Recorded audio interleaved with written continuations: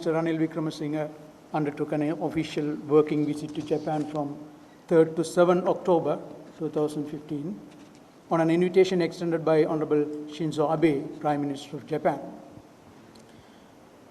Honorable Prime Minister was accompanied by Madam Maitri Wickramasinghe and the delegation consisting of Honorable Mangala Samaravira, Minister of Foreign Affairs, Honorable Ravi Karunanayaka, Minister of Finance, Honorable Susil Premchanda, Minister of Science, Technology and Research, and then Secretary to the Prime Minister and the advisor to address the Honorable Prime Minister, Dr. R. Paskaralingam, and the officials from the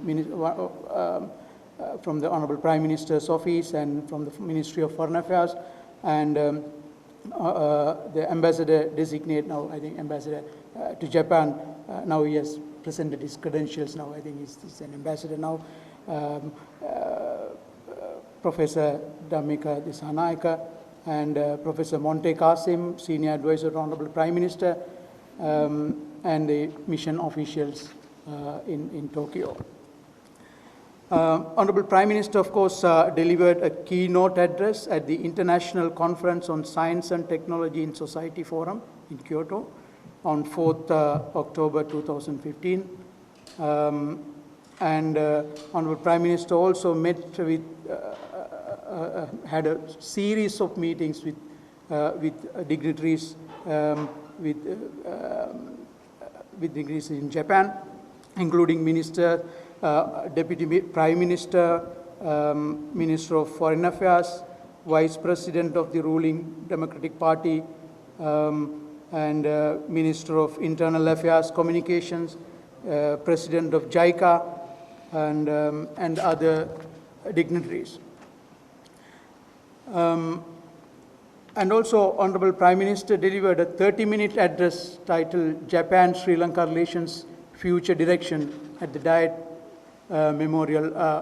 It was called as a memorial speech of Honorable Prime Minister by Honorable Prime Minister at the Diet Member Office building of the House of Representatives of Japan. This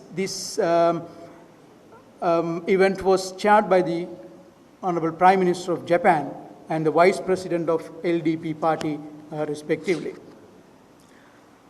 Honorable Prime Minister and the delegation had a bilateral summit meeting with Prime Minister Abe and his delegation at the Prime Minister's office and discussed wide range of matters of mutual interest. Especially on this, during that meeting, of course, the two leaders decided to establish a comprehensive partnership between the two countries. That was the main area, of course, the highlight of the visit, the outcome of the visit, the comprehensive partnership between Sri Lanka and Japan. So, which covers various areas, various aspects of cooperation. And also, it was with main focus of three areas. Promotion on investment and trade. Second, cooperation on the national development plan in Sri Lanka. Third, national reconciliation and peace building. These are the main focus areas under this comprehensive partnership between Sri Lanka and Japan. So I think after this meeting, we issued a joint declaration, which is a 6-page document that can be taken as a policy document for the future cooperation between Japan and Sri Lanka. So that gives you, it has been circulated and it has been in the public domain now. So having said that, and also that one of the highlights of the visit, during the visit, there was a yen loan package, Japanese, and 45 billion was signed between Sri Lanka and Japan for the development project of Bandaranaike International Airport. So, and also the Prime Minister, Honorable Prime Minister, met with the Japanese Sri Lanka-Japan Parliamentary League, and they hosted a luncheon reception for Honorable Prime Minister and the delegation. And and we met the Sri Lankan expatriate community in Japan, so we exchanged many ideas and views during the visit with the Sri Lankan community in Japan. And Honorable Prime Minister also had an audience with the Emperor Akihito, Japanese, and at the Imperial Palace, and it was a very productive, very successful visit by Honorable Prime Minister to Japan, and then now the follow-up meetings and actions are being taken on those visits. So that's on Japanese visit. And then the other visit was by Honorable Prime Minister to Singapore. That was characterized as a working visit to Singapore. The Prime Minister met with his counterpart Lee Hsien Loong for a luncheon meeting on 16th October. Honorable Malik Samaravikrama also attended the luncheon meeting. Then the Prime Minister was also hosted for a dinner on 16th October by Honorable S. Sanmugam, former Minister of Foreign Affairs and the current Minister of Law. Other ministers present were at the dinner were Mr.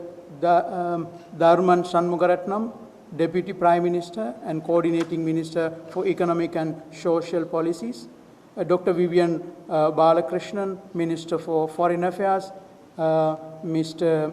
Hang Swee Keat, Minister for Finance, and Mr. S. Iswaran, Minister for Trade and Industry. The Sri Lankan delegation accompanied the Honorable Prime Minister was Mr. Arjuna Mahendran, Governor Central Bank, and Mr. Samanekanayaka, Secretary to the Prime Minister, and Honorable Malik Samaravikrama, Minister for Development Strategies and International Trade, and the High Commissioner designate to Singapore, Mr. Nimal Weeraratna. The Prime Minister also met with the Dean of the Lee Kuan School of Public Policy, Professor Kishore Madhubani, on 16th. They discussed the following matters. First, capacity building and technical cooperation, including training of Sri Lanka's civil servants. Second, enhancing the role of various training institutes in Sri Lanka, basically for the capacity building.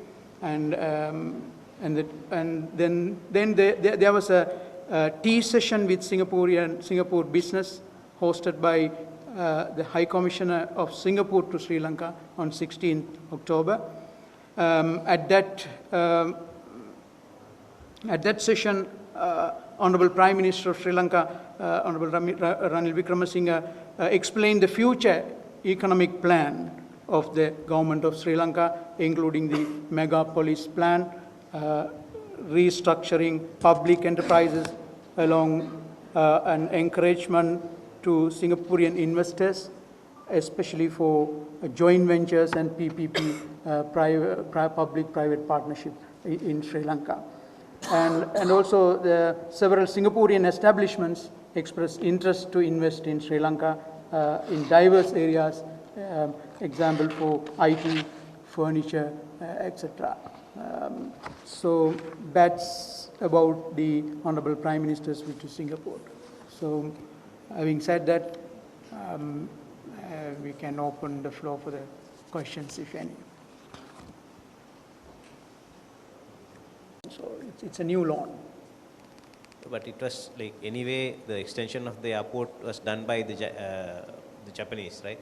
So it was on. It's a new loan package. I mean, during this. On top of what we get, or it's the. Already Japan had committed for the expansion. It's of course a second phase of the loan.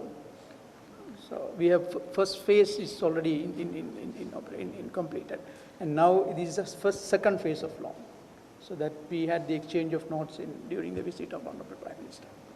US billion in Japanese yen. And any word about the digitalization of the TV spectrum? No. Any discussions? No, I think it's, I mean, Honorable Prime Minister said that the committee has been established, appointed to discuss or to look at that issue. So it's up to the committee's, the outcome of that committee's meeting. What do you have to say about this? There were media reports that Prime Minister bypassed the Foreign Ministry in his first visit to... I was the part of the delegation. But you all were not, he had not taken your briefings and discussions with I was participating in almost all the bilateral meetings, every meetings. You were observer, Yes. but you were not participating, isn't it? Yeah, I was participating. I was the part of the delegation. So all the meetings I was participating. So, but there were media reports that... And of course, that was our media reports, I think. I was every meeting I was attending with Honorable Prime Minister. So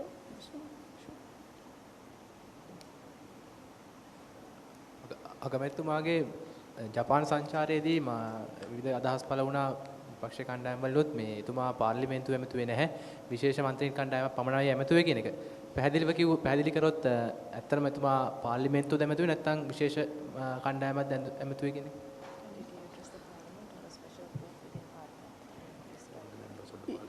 As honorable members of the parliament, it's a part of the parliament. It's a memorial speech at the memorial hall.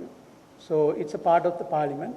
And then there are, I think, more than 60, around 45, 60 member of parliaments were there, which was chaired by the Prime Minister himself.